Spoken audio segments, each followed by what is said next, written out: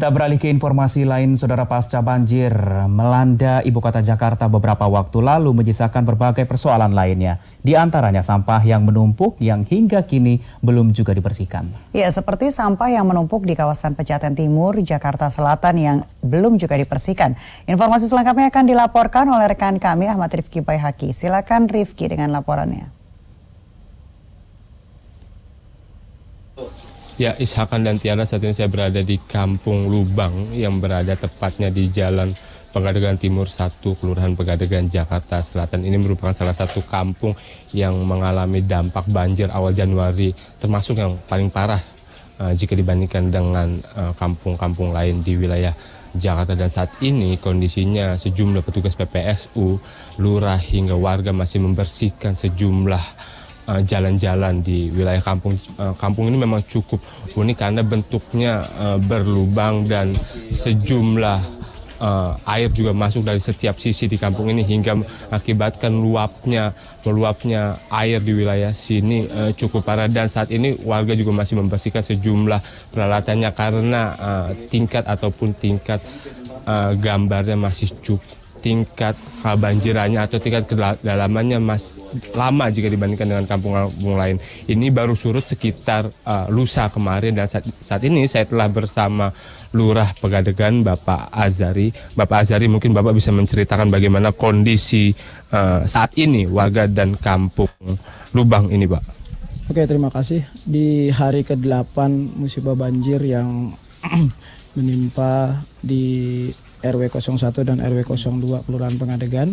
Saat ini di hari ke-8 semuanya untuk di Kampung Lubang di RT 567 RW 01 untuk genangan semuanya sudah surut. Sudah tidak ada lagi genangan di RT 567 yang kita kenal dengan Kampung Lubang.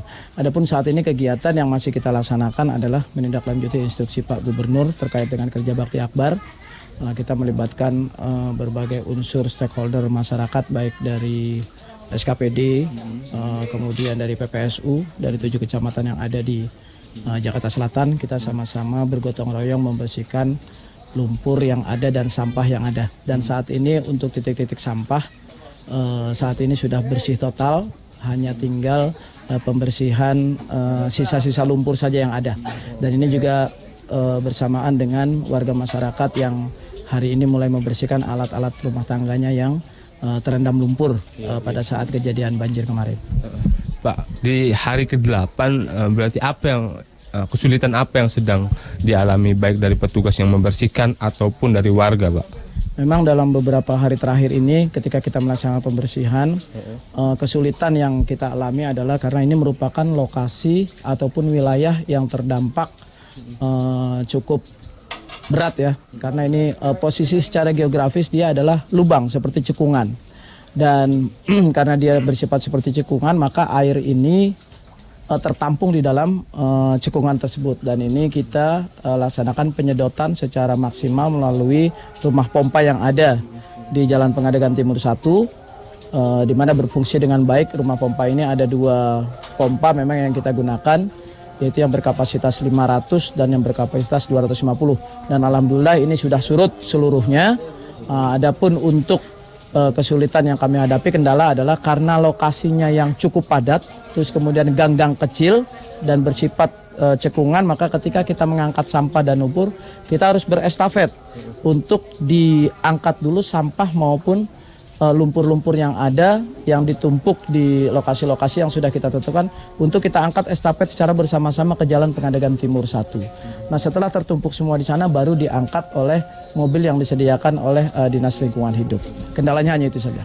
Untuk konfirmasi jumlah warga yang mengungsi, pertanyaan saya adalah sebenarnya ada berapa warga yang mengalami sakit akibat dari musibah ini dan bagaimana penanganannya? Dan apakah ada korban jiwa, Pak, di sini, Pak? Oke, terima kasih. Untuk pengungsi sampai dengan saat ini dari hari pertama itu sekitar 1.700 dan saat ini sudah berkurang. Kemungkinan kira-kira tinggal 1.271 sekian. Adapun untuk lokasi pengungsian kita floating di 5 tempat, masing-masing di Gelanggang Olahraga Pegadegan Pancoran, kemudian di Rusunawa Pegadegan, kemudian ada juga di Madrasah Hikmatul Inayah, kemudian ada juga di SDN 03 dan ada juga di X Townhouse yang di RT 5 RW 01. Untuk posko kesehatan kita dirikan di gelanggang olahraga Pengadegan Pancoran. Untuk keluhan-keluhan dari para pengungsi terkait dengan kesehatannya, mereka rata-rata mengeluhkan ispa mengenai batuk, terus kemudian lainnya gatal-gatal karena mereka ketika siang hari membersihkan rumahnya masing-masing. Dan selanjutnya ada juga kalau untuk korban jiwa di kita alhamdulillah tidak ada. Alhamdulillah di kita tidak ada. Untuk penanganannya dari tim kesehatan Puskesmas Kecamatan dan Kelurahan kalau tidak bisa ditangani atau dihandle maka akan dirujuk ke rumah sakit lainnya. Pak Azhar, terima kasih. Semoga warga di Kelurahan Pegadegan bisa cepat kembali pulih seperti sedia kala, Pak Azhar. Pemirsa, dan kami juga mendapat informasi dari sejumlah stakeholder yang menangani iklim ataupun cuaca penghujan pada tanggal 11 sampai 12 Januari mendatang akan kembali terjadi hujan lebat di Jakarta dan diisyaratkan kepada seluruh warga untuk siap siaga menghadapi hujan lebat tersebut. Demikian informasi yang dapat saya sampaikan. Kembali ke studio rekan Tiara dan Ishakan. Dari wilayah Pegadegan, Rifki melaporkan untuk Anda. Terima kasih Rifki, selamat bertugas kembali.